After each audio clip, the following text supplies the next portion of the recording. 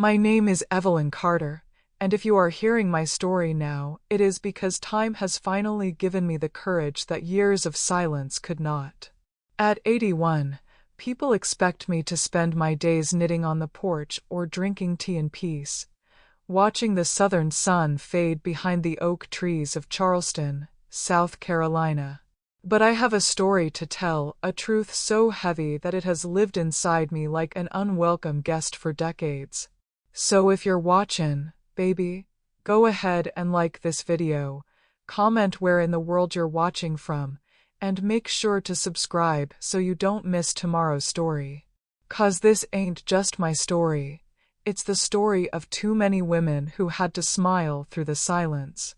I was not always this frail old woman with silver hair and shaking hands. Once I was a builder, a dreamer, a woman who stitched her own destiny when the world around me thought women belonged only in kitchens or behind men.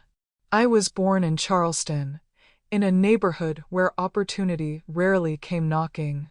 My father was a dock worker, my mother a seamstress who mended clothes for the wealthy families on Broad Street.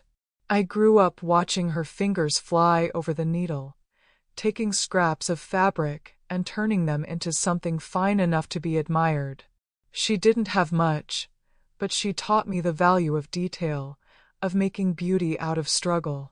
By the time I was in my early 20s, I was determined not to live in anyone's shadow.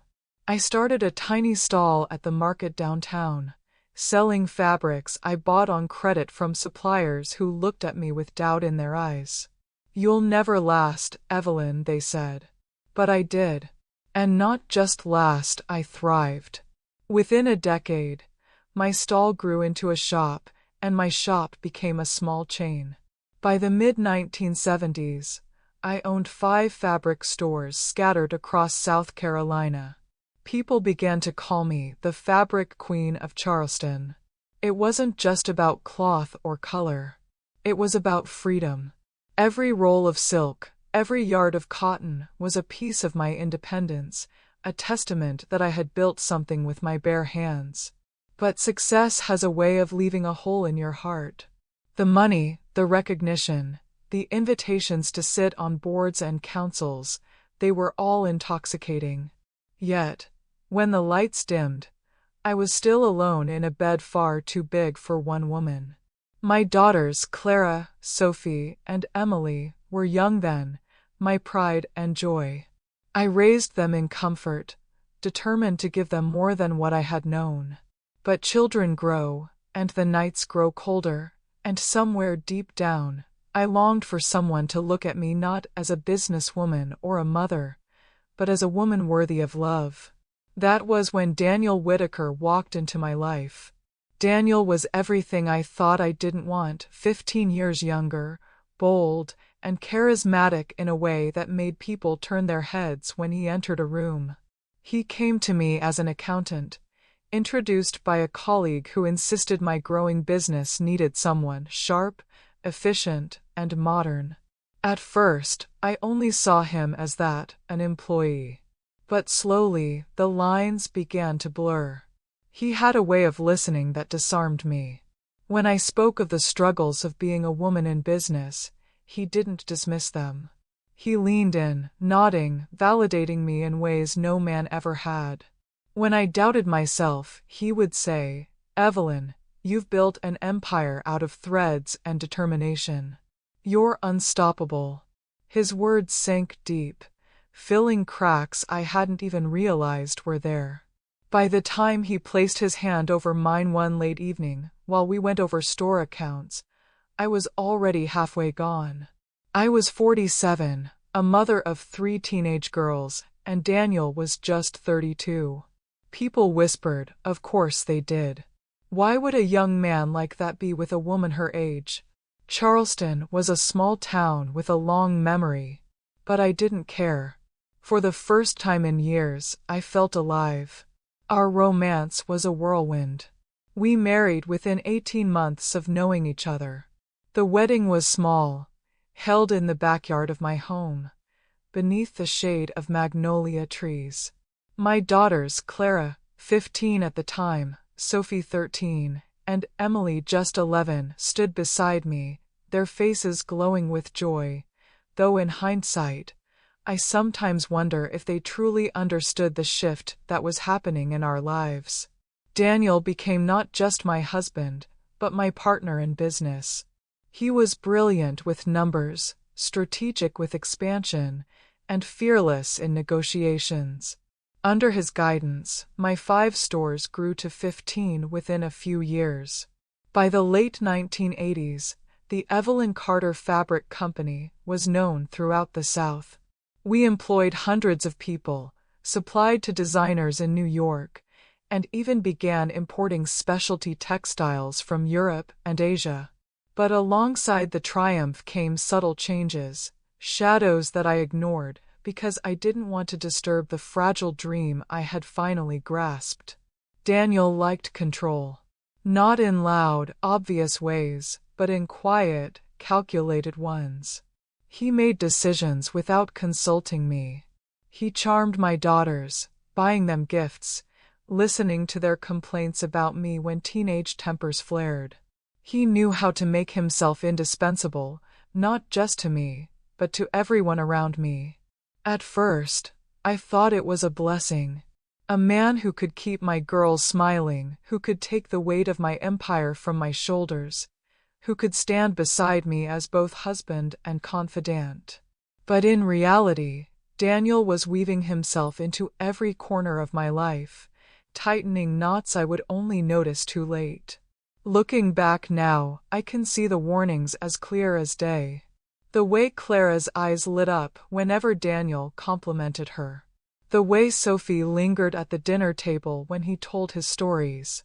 The way Emily, my baby, sat straighter, hungrier for his approval than she ever seemed to be for mine.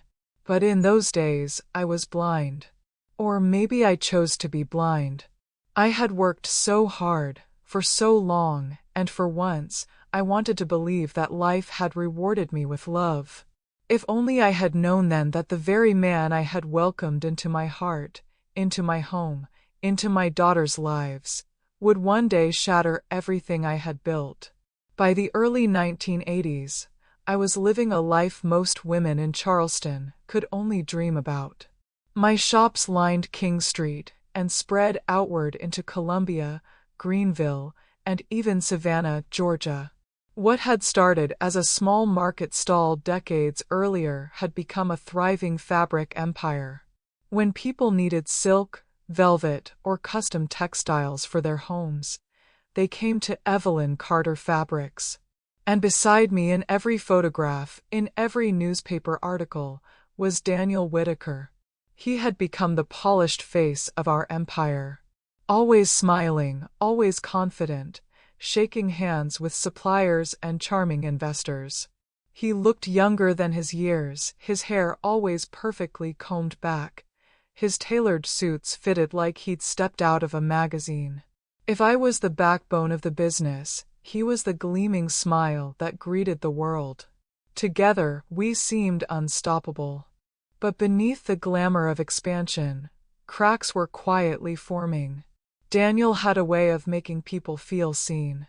It was his gift, and his weapon. Employees adored him. Suppliers trusted him. Even my competitors admired his boldness. But I began to notice something unsettling. Everyone trusted him more than they trusted me. When we sat in meetings, Daniel would dominate the room. At first, I let it happen. I thought, why not? He's younger, quicker with numbers, smoother with words. But slowly, I realized my name was slipping from conversations. Investors referred to Daniel's company instead of mine. Even employees whispered about Mr. Whitaker's stores. It stung, but I told myself this was the price of partnership. Surely, I thought, my husband wasn't trying to eclipse me. Surely, he loved me enough to remember who had built the foundation beneath his feet. At home, Daniel played a different role, the doting stepfather. He knew how to win my daughter's affection in ways I couldn't compete with. I was always busy, always rushing to meetings or juggling deadlines. But Daniel? He lingered. He listened. With Clara, my eldest, who was nearing adulthood, he played the role of mentor. "You're going to be a powerful woman, Clara," he would say, slipping her a little money to buy whatever she wanted. "Your mother built something amazing, and you'll do the same one day." With Sophie, my middle child, who was fiery and quick-tempered, he knew how to soothe her. Whenever she clashed with me, which, as any mother of teenagers knows, was often, Daniel was the bridge. "Don't be so hard on her, Evelyn," he would tell me in private. "She's just finding her voice." But then, in Sophie's ear, he would whisper, "Your mother doesn't always understand you, but I do." And with Emily, my youngest, he was endlessly patient. She was a bookworm, quiet and shy, often overlooked by her louder sisters. Daniel had a way of making her feel important. He encouraged her to talk about her school projects, praised her ideas, told her she was brilliant. At first, I was grateful. What woman wouldn't want a man who seemed to love her children as much as she did? But in hindsight, his attentiveness was not love, it was groundwork. The years rolled forward and the empire grew. We opened a distribution warehouse, partnered with designers in Atlanta, and even discussed expanding to New York. To the world, we were Charleston's golden couple, Evelyn and Daniel, the unstoppable team. But behind closed doors, the balance of power was shifting. One evening, I came home late from a business dinner. Daniel was already there, sitting at the kitchen table with Sophie, who was 16 by then. They were laughing about something, their heads bent close together. The way Sophie looked at him made my stomach twist, though I couldn't quite say why. When I walked in, Sophie pulled away quickly, muttering good night as she darted upstairs. Daniel smiled at me casually, pouring me a glass of wine as though nothing was unusual. "She just needed help with some schoolwork," he said. I brushed it off, but the image stayed with me. Then came the charity gala. It was a grand event in downtown Charleston, the kind where the city's wealthiest gathered under chandeliers to sip champagne and make promises they rarely kept. Daniel and I attended together, of course, dressed in our finest. I wore a navy gown that shimmered under the lights. Daniel looked dashing in his tuxedo. But throughout the night, he wasn't at my side. He was at everyone else's. Laughing, charming, spinning stories. And when the mayor introduced us, he praised Daniel's visionary leadership of the Carter brand. My heart sank. My name wasn't even mentioned. Later that night, as we drove home, I asked Daniel, "Why didn't you correct him? Why didn't you remind them whose company this is?" He chuckled, squeezing my hand. "Evelyn, it doesn't matter who gets the credit. We're a team, remember? Your victory is my victory." It sounded sweet. But deep inside, something whispered, "No, Daniel. My empire is slowly becoming yours." The daughters, too, were drifting. Clara was in college by then, but whenever she came home, she seemed more interested in spending time with Daniel than with me. Sophie grew openly defiant, often siding with him in arguments. Emily, though still my baby, seemed to look at me with a kind of pity, as though Daniel had convinced her I was the unreasonable one. One evening, during dinner, Clara laughed at one of Daniel's jokes and said, "You know, sometimes I think you understand me better than Mom ever did." The words cut me like glass.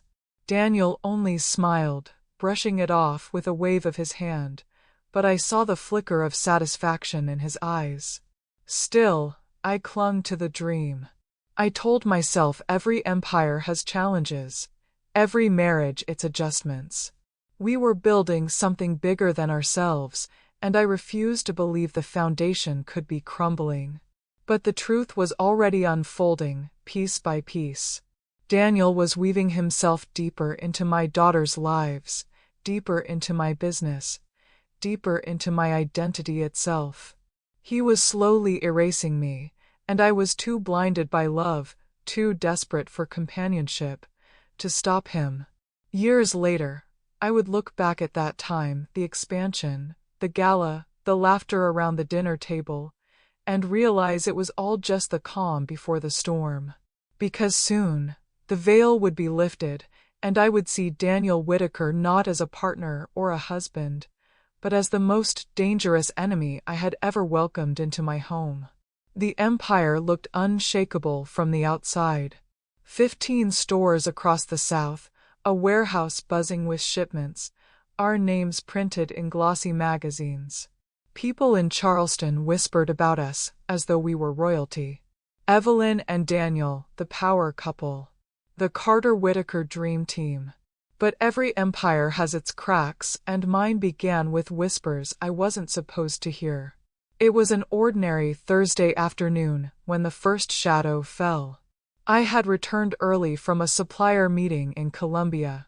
As I walked into the office, I heard the sound of muffled laughter drifting from Daniel's office. It wasn't unusual for him to entertain staff. He had that charm, but the laughter carried a different weight, a softness that made me pause. I pushed the door open quietly, and there she was. Marlene, his secretary. A woman 10 years younger than him, with honey blonde hair and the kind of figure Charleston women starved themselves to achieve. She was perched on his desk, her hand resting a little too casually on his shoulder. The moment they noticed me, she jumped down as though burned. Daniel stood quickly, flashing that practiced smile. Evelyn. Back so soon? We were just finishing up some numbers. Numbers. Always numbers. I said nothing then. I walked into my office, closed the door, and tried to bury the image. I told myself it was nothing, that I was being paranoid. But deep down, my stomach twisted with a truth I was not yet ready to face. The signs multiplied in the weeks that followed. Daniel began working late, much later than usual. "We're finalizing contracts," he would say, pressing a quick kiss to my cheek before disappearing into the night. When he came home, he smelled faintly of perfume that was not mine. One evening, I found a receipt tucked in his jacket pocket, a diamond bracelet purchased from a jeweler downtown. My birthday was months away. The girls hadn't mentioned anything, and when I asked Daniel about it, he laughed smoothly. A client gift, he explained. Part of sealing a deal. I wanted to believe him. God, how I wanted to. But the seed of doubt had already sprouted, and no matter how I tried to smother it, it grew. The truth finally ripped itself open one stormy night in 1986. I had stayed late at the warehouse, reviewing shipments. As I prepared to leave, I realized I'd left my planner in Daniel's office. It was past midnight, but the building lights were still on. Curious, and a little concerned, I drove back, heels clicking against the polished floor as I approached his door. The sound hit me before I touched the handle. Laughter. Low murmurs. And then, unmistakably, the sigh of a woman. I froze, my heart pounding against my ribs. For a moment, I thought I might faint. But rage steadied me. My hand pushed the door open, and there they were. Daniel and Marlene. Tangled together, careless, caught in the act like some cheap romance novel. The world spun. My knees trembled. The man who had once whispered promises into my ear was now betraying me on the very desk where we had signed contracts, planned expansions, built dreams. Daniel leapt up, stammering excuses. Marlene fled, her heels clattering down the hallway like gunshots. Evelyn, wait, Daniel begged, reaching for me. I slapped his hand away. My voice shook, but the words were clear. Don't you dare touch me. That night, I drove home in silence, my mind a storm of fury and heartbreak. My daughters were asleep when I arrived, their innocent faces lit by the soft glow of their bedside lamps. I stood in their doorways, watching them breathe, and wondered how I was going to tell them their stepfather had shattered our lives. The weeks that followed were hell. I filed for divorce, determined not to let him drag me deeper into his filth. Charleston buzzed with gossip, everybody knew, though no one dared say it aloud. In a city where reputation was currency, mine was suddenly tarnished. But the worst blow was not Daniel's betrayal. It was my daughters. When I told them the truth, they didn't believe me. Clara, now in college, folded her arms across her chest. You're exaggerating, Mom. Daniel would never do that. Sophie rolled her eyes, her teenage defiance sharpened into cruelty. You've always been jealous of him. You just can't stand that he's better at the business than you are. Even Emily, sweet Emily, looked at me with hesitation. Maybe you misunderstood. Daniel, he wouldn't hurt us like that. Us. Not me. Us. It was as though Daniel had already replaced me in their hearts, carving himself a throne where I once sat. The divorce battle was brutal. Daniel fought me at every turn, using the very wealth we had built together to pay for lawyers sharp enough to draw blood from stone. He demanded half of everything, half of the stores, half of the warehouse, even half of the house my mother had once sewn curtains for. Worse, he weaponized my daughters against me. Clara moved in with him for a time, claiming she couldn't stand the tension in my home. Sophie parroted his words in court, insisting he had been the one keeping the business afloat.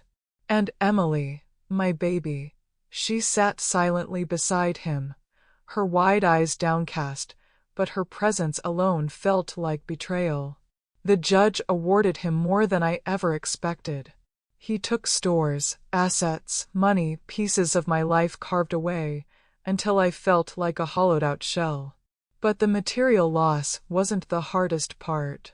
The hardest part was leaving the courthouse that day and seeing my daughters flock to him, embracing him, while I stood alone on the steps, the rain soaking into my clothes. For the first time in my life, I felt powerless. I had built an empire from nothing. I had faced men who laughed at me, investors who doubted me, competitors who tried to crush me. But nothing had ever broken me like watching my own blood choose him over me. At night, I lay awake in an empty bed, staring at the ceiling fan as it spun circles above me. My mind whispered cruel truths. You gave him everything. You invited the wolf into your home. And now he is devouring your daughters too. But I wasn't finished. Not yet. Because even as I wept into my pillow, a part of me hardened.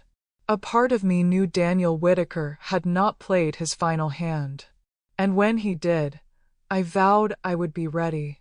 What I didn't know then was how much darker the road ahead would become. Because Daniel's betrayal with Marlene was only the beginning.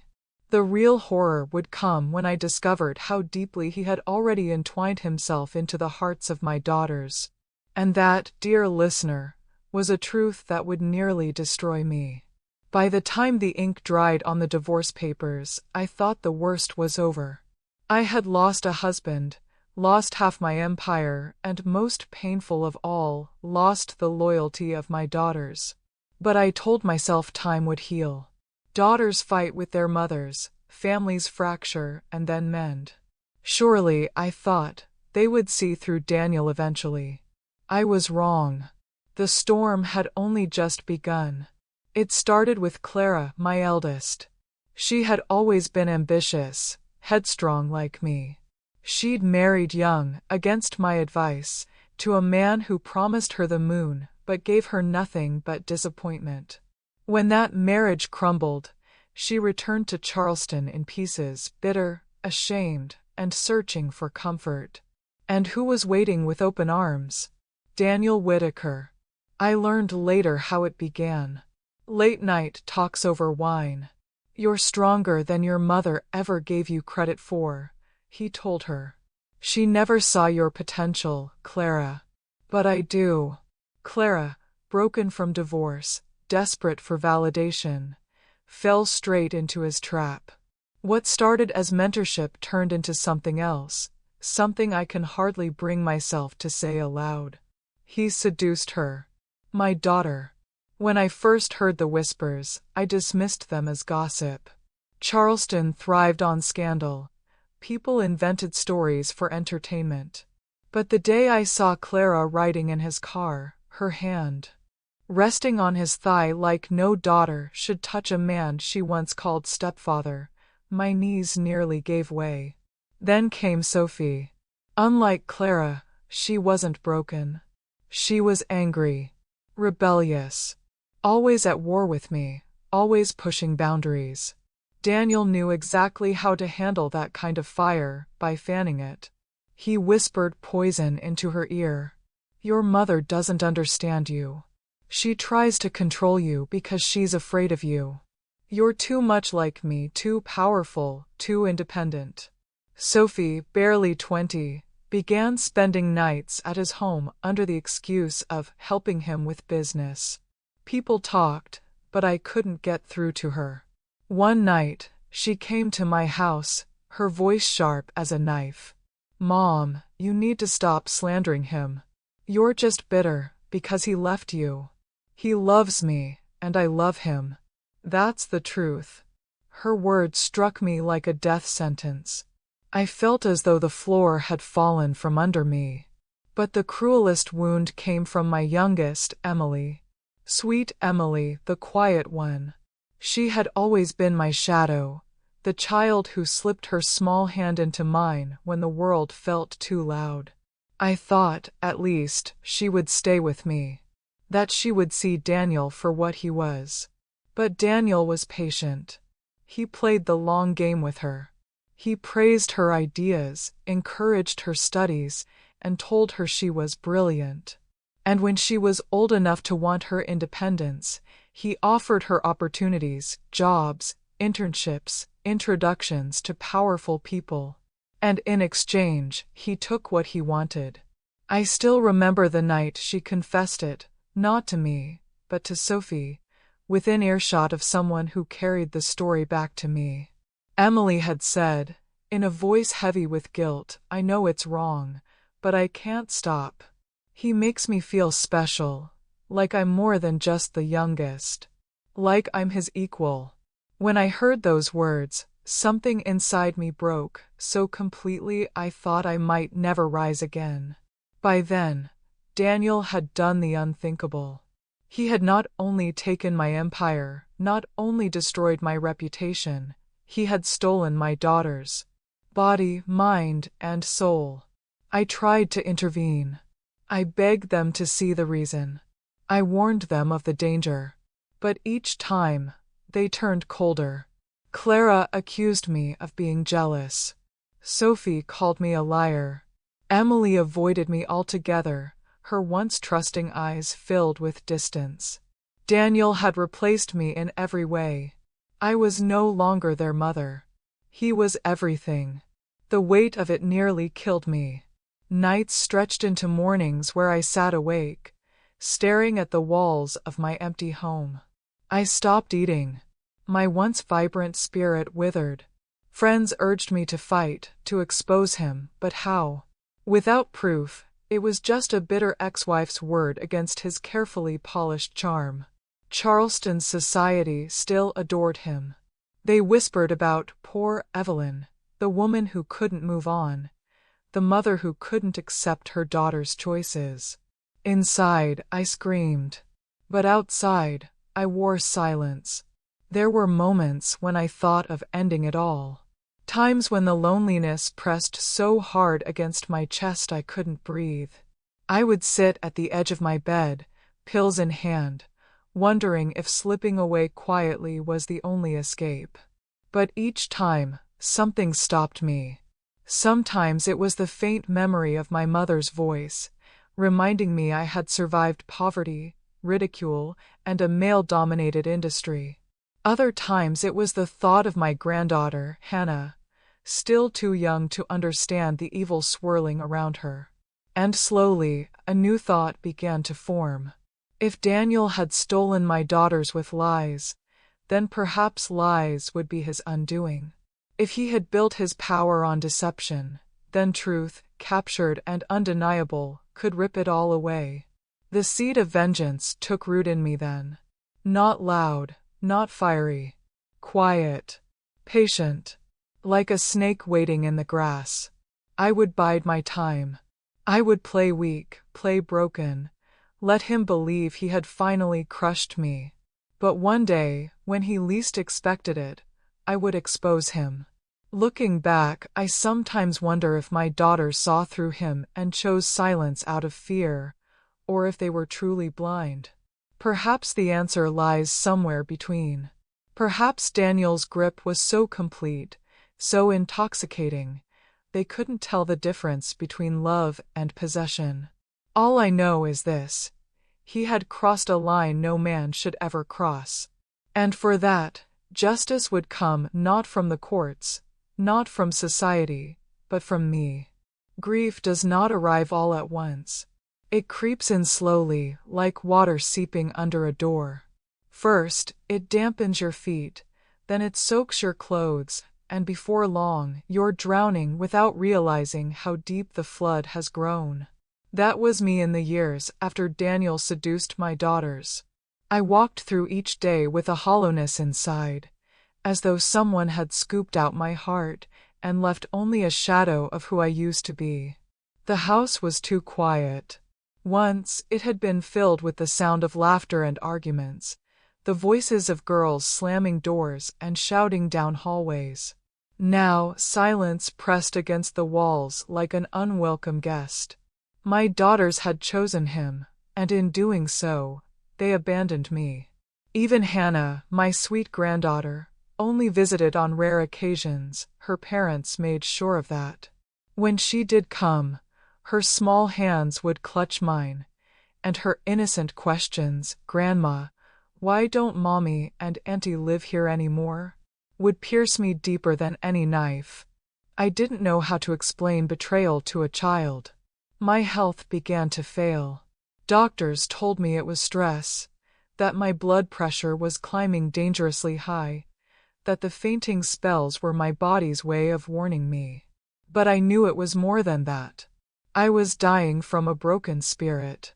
There were days I could not get out of bed. Days when I stared at the ceiling for hours, asking God why he had abandoned me. Nights when the pills on my bedside table looked like an escape. And yet, each time I considered slipping away quietly, something stopped me. A stubborn ember that refused to extinguish.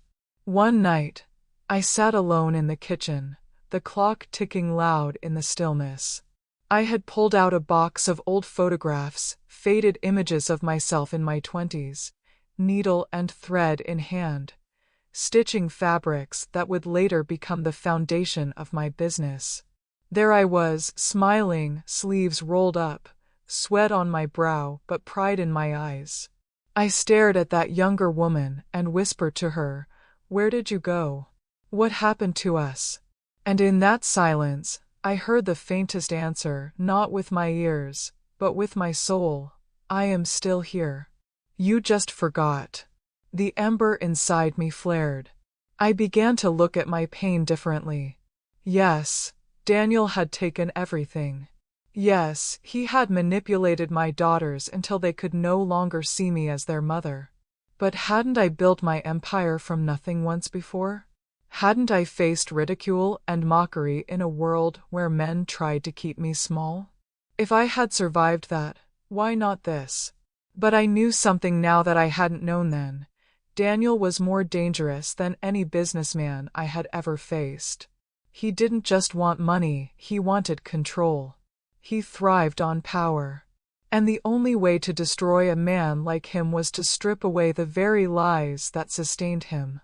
The idea came to me slowly, like a whisper carried by the wind. What if I used his arrogance against him?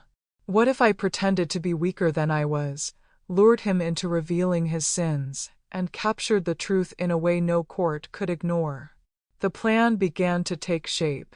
I confided in one person only, Robert Hayes, my loyal warehouse manager. Robert had been with me since the early days, when the fabric shop was no bigger than a single storefront. He was quiet, reliable, the kind of man who asked no questions, but understood everything. One evening, I called him to my house. He sat across from me at the kitchen table, his hands folded, eyes steady. "Robert," I said, my voice trembling, "I need your help. I can't fight him with lawyers. He has money, he has my daughters, he has society on his side. But I can fight him with the truth. I want to catch him confessing. On camera. On record." Robert nodded slowly. "You're talking about a setup." "Yes," I whispered. "A trap. But not just any trap. It has to be something he'll never see coming." That was when I thought of the deathbed. I was already ill, already frail. Daniel knew this. What if I played into that weakness? What if I staged my final moments, called him to my side, begged him for honesty one last time? His pride would not allow him to resist gloating. Men like him couldn't keep their victories hidden. If I could capture that moment, his words, his confession, it would be enough to shatter him. Not just in my eyes, but in the eyes of the law, the public, even my daughters. It was madness, I knew. Risky. Dangerous. But for the first time in years, I felt alive. I began preparing quietly. Robert helped me install a hidden recording system in my bedroom. Small cameras tucked into picture frames, microphones disguised in the base of lamps. We tested them again and again until every angle was covered. I rehearsed what I would say, how I would breathe heavily, how I would let my eyes flutter closed as though death were near. I practiced letting tears pool in my eyes while whispering the words that would lure him closer. "Please, tell me the truth before I go." And each time I rehearsed, I could almost hear his smug voice responding, confessing, damning himself. But before the trap could be set, I had to survive the days leading up to it. My body was weak, but my spirit had sharpened into steel. I began to eat again, small bites, enough to keep me from collapsing. I forced myself to walk through the house, even if my legs shook. I prayed nightly, asking for strength not just for myself, but for the daughters who no longer saw me. Because deep down, I still loved them. Even after their betrayal, even after their cruel words, they were my blood. And if destroying Daniel meant losing them forever, then at least I would know I had tried to protect them, even from themselves. The night before the trap, I stood in front of the mirror. The woman who stared back at me was old, frail, lines etched deep into her face. But behind those eyes, I saw something fierce, something indestructible. For years, Daniel had tried to erase me. But here I was, still standing, still breathing, still capable of striking back. And tomorrow, I thought, tomorrow he will walk into this room believing he has won. But by the time he leaves, the world will finally see him for the monster he is. The morning of the trap, Charleston was quiet. Outside my window, the magnolia trees swayed in a lazy breeze, their blossoms heavy with scent. Birds chirped in the distance, unaware that in the bedroom of an old woman, a war was about to be fought not with fists or fire, but with words, secrets, and truth. I lay propped up against pillows, my hair undone, my body weak. To anyone else, I looked like a woman at death's door. And that was the point. My hands shook as I adjusted the blanket over me, the weight of what I was about to do pressing into my chest like a stone. The cameras were hidden. The microphones were live. Robert had checked them twice that morning, whispering to me, "All you need to do is keep him talking. Don't let him leave without giving you what we need." I nodded, though my throat was dry. This was it. Years of pain, years of silence, all leading to this single performance. I called Daniel that afternoon. My voice, thin and trembling, carried perfectly over the phone. "Daniel," I said softly, "I don't have much time left. The doctors say I won't see the end of the month. Please, come see me. I just want to talk before I go." There was a pause on the other end. Then his voice, smooth and arrogant as ever, "Of course, Evelyn. I'll be there soon." When I hung up, my heart raced. He was coming. Hours later, the sound of his car tires crunching the gravel outside nearly stopped my breath. I heard his footsteps, confident and unhurried, as he entered the house that once belonged to both of us. When he stepped into my room, I almost forgot my lines. He looked older now, gray streaking his hair, lines etched around his mouth, but the smugness hadn't faded. He smiled faintly, tilting his head as though amused by my frailty. "Well," he said, his voice dripping with mock sympathy. "Look at you, Evelyn. Still clinging to life, I see." I forced a cough, my body trembling. "I wanted to see you one last time." He pulled up a chair beside the bed, sitting with the ease of a man who believed he was untouchable. "And what is it you want, my dear ex-wife?" "To apologize for all the lies you told about me." I let tears pool in my eyes. "No. I want the truth, Daniel. Before I leave this world, I need to hear it. Please. Tell me what you did. Tell me why you did it. For once, don't hide." He leaned back, his lips curling into a cruel smile. And then it happened. His pride, the very flaw I had counted on, betrayed him. He began to talk. At first, cautiously. "What did I do?" "Evelyn, I did what any clever man would do. You built the empire, yes, but you were blind. You never saw the opportunities one saw." I whispered, "You took everything from me." "Of course I did," he said with a smirk. "And I'd do it again. You gave me the keys, Evelyn. All I had to do was turn them." I pressed further, my voice weak but insistent. "And my daughters. Daniel, what about my daughters?" For a moment, he said nothing. Then he leaned forward, his eyes glittering with perverse satisfaction. "Ah, your precious daughters. Do you really want to know the truth? They came to me because you failed them. Clara needed comfort, Sophie needed fire, Emily needed direction. And I gave it to them, all of it. Body and soul." The words sliced through me like glass, but I kept still. "And do you know the best part?" he continued, his voice low, almost gleeful. "They chose me over you. They love me, not you. I made them mine in ways you could never imagine. You lost them, Evelyn, because you were too busy chasing power." Inside, I was screaming. Outside, I let a single tear roll down my cheek. "Why tell me this?" I whispered. "Because," he said, leaning so close I could feel his breath, "you'll be gone soon. And it will be my little victory, my secret trophy, knowing you died with the truth burning in your chest." He didn't know the cameras were recording every word.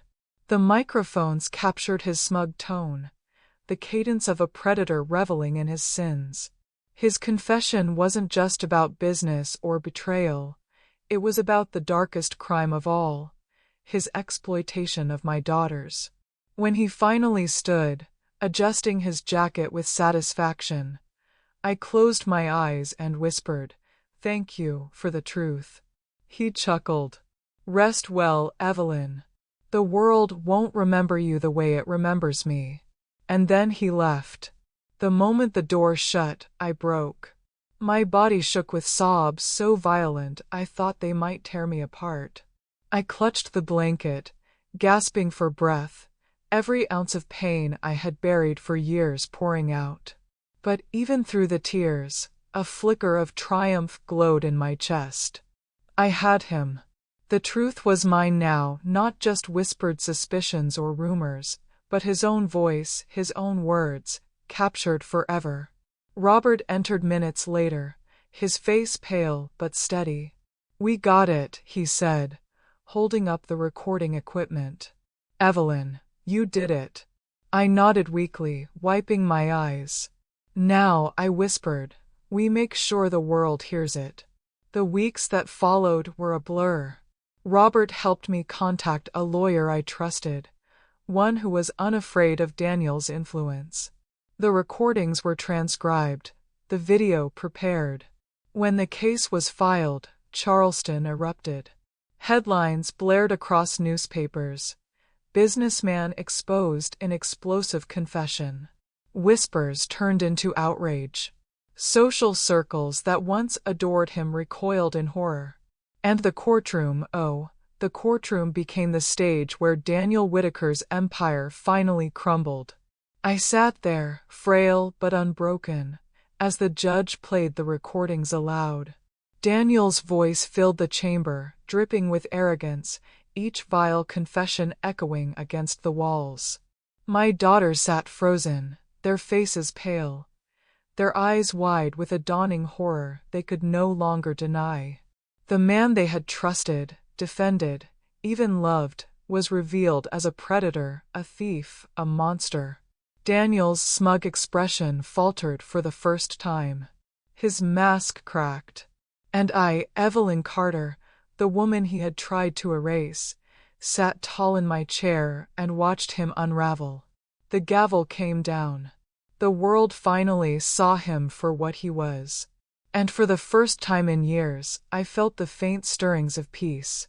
The day Daniel Whitaker was sentenced, the courthouse smelled faintly of old wood and dust, a reminder that justice, though slow, had been etched into these walls for generations. I sat in the front row, my hands folded tightly in my lap, as the judge's voice rang out with finality. "Daniel Whitaker, for your crimes against this family and for your financial manipulation and exploitation, you are hereby sentenced." The rest blurred in my ears. What mattered was not the years or the numbers. What mattered was that, for once, the truth was no longer mine alone to bear. The world had heard it, and Daniel, stripped of his smug smile, stood shackled and silent, his eyes darting like a trapped animal's. I turned slowly to see my daughters. Clara's face was pale, streaked with silent tears. Sophie stared at the floor, her jaw trembling. Emily, my youngest, sat motionless, her eyes hollow as though someone had stolen her very breath. They didn't look at me. Not yet. But I saw the cracks. I saw the fortress of lies Daniel had built inside their minds beginning to crumble. It wasn't the victory I felt at that moment. It was something heavier, sadder. Because while justice had been served in the courtroom, the damage in my family would take a lifetime to mend. In the weeks after the trial, Charleston buzzed with whispers. Society that had once fawned over Daniel turned its back. His name, once gilded in business circles, became poison on the tongue. Former friends denied ever being close to him. The empire he had stolen from me collapsed in flames of scandal. And yet, none of that mattered to me as much as the silence in my home. The daughters I had raised still kept their distance, ashamed, broken, unwilling, or perhaps unable to face me. For months, I received no calls, no letters. Only the occasional visit from my granddaughter, Hannah, whose youthful eyes carried both love and confusion. "Grandma," she whispered one evening as we sat on the porch together, the Carolina sky turning gold with sunset, "why did Mommy and Aunt Sophie and Aunt Emily believe him?" I squeezed her hand gently. Because, my darling, sometimes the people we love most are blinded by the ones who know how to use love as a weapon. But blindness doesn't last forever. Sooner or later, the light always comes. Healing came slowly. Robert Hayes, my loyal warehouse manager, refused to leave my side. He helped me rebuild the business, not just financially, but spiritually. Together, we reopened the fabric shop, not as the empire it once was, but as a symbol of endurance. Women from all over Charleston came, not just to buy fabric, but to hear my story, to draw strength from the fact that I had survived. Dr. Collins, my therapist, guided me through the darkest nights. You cannot change what happened, she reminded me gently. But you can choose how the story ends. You can choose legacy over bitterness. Those words became my compass. Months later, Clara was the first to return. I remember hearing the knock on my door, hesitant, almost childlike. When I opened it, there she stood, my eldest, her eyes swollen, her face trembling with the weight of guilt. For a long time, neither of us spoke. And then, slowly, she whispered, "Mama, I'm sorry." I pulled her into my arms, and though tears burned my eyes, I held her as tightly as I had when she was a little girl. Sophie came weeks later, then Emily months after. Each reconciliation was fragile, tentative. There were no grand apologies, no sweeping gestures. Just quiet visits, cups of tea shared in silence, and the long process of learning how to love one another again. Daniel's absence became our strange salvation. Without him weaving his poison, the threads between us, though frayed and torn, could finally be sewn back together. It was not perfect. Trust was not easily restored. But love, I discovered, is stubborn. It hides beneath rubble, waiting for the chance to breathe again. And in time it did. As for Hannah, she grew into the brightest light of all. Watching the trial, hearing her grandfather's confessions, had changed her. At just 12 years old, she announced, "One day, I'm going to be a lawyer. I want to fight for people who can't fight for themselves, just like you did, Grandma." Her words broke something open in me. For years, I had thought my legacy was only fabric and business. But in truth, it was resilience. It was survival. And through Hannah, that resilience would bloom into something greater than I could ever imagine. One evening, not long after the storm had passed, I sat alone on the porch of my Charleston home. The magnolias swayed, the cicadas hummed, and the air was heavy with summer. I thought of the girl I had once been, the one who stitched fabrics late into the night, the one who believed in love so fiercely she handed her empire to a man who destroyed her. And I thought of the woman I had become, the one who survived betrayal, who staged her own deathbed to unmask a predator, who stood in court not as a victim, but as a witness to truth. The pain had shaped me, yes, but it had not defined me. As the sky darkened, Hannah came and sat beside me, her notebook in hand. She was sketching scales of justice, the symbol she said would one day hang in her office. "Grandma," she asked softly, "do you think the world will remember you?" I smiled faintly, brushing a strand of hair from her forehead. "Maybe, maybe not. But what matters is that you remember me. That you carry my story and build something stronger. That's legacy, Hannah, not fame, not money, but leaving behind a light others can follow." She nodded, her small hand slipping into mine. And in that moment I felt it, not victory, not vengeance, but peace. Daniel Whitaker thought he had erased me. He thought he had turned my daughters against me forever. He thought he would die with his secrets intact. But he was wrong. The truth survived. My family survived. And I, Evelyn Carter, lived to tell the story. You may wonder why I chose to tell this story now, after so many years of silence. The truth is, silence can feel like a safe house, but it is also a prison. For too long, I lived behind walls built by shame, betrayal, and fear.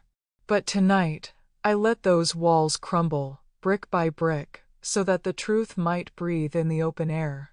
Life has a way of weaving us into tapestries we never asked to be part of. Some threads are bright love, family, laughter. Others are dark loss, betrayal, regret. But every thread matters, because together they tell a story no one else can tell. This is mine. I share it not for pity, but for hope. For the woman listening who feels her voice is too small, too broken, know this. The cracks in your soul are not your ending. They are the places where light seeps in. For the survivor who still carries scars, remember, scars are proof that wounds can close, that you endured, and that you are still here. My legacy is not the empire I built, nor the wealth I lost. It is resilience. It is the seed of truth I planted in my granddaughter's heart, so that she might grow into a woman who fights for justice with both hands open. If my story touched you, I ask one small thing: share it. Leave a comment, a thought, a whisper of your own story. Because silence has broken me before, but together, voices can heal. And if you feel the weight of my words tonight, please subscribe, so this circle of truth may continue to widen. My name was once Evelyn Carter, the woman who was nearly erased. But tonight, I will reclaim myself. I am not just Evelyn, I am every woman who has stood against betrayal, who has clawed her way back from the ashes, who has chosen not just to survive, but to rise. And so I leave you with this. The past may be a storm, but every storm carries the promise of dawn. This is my dawn. Good night, and thank you for listening to my story.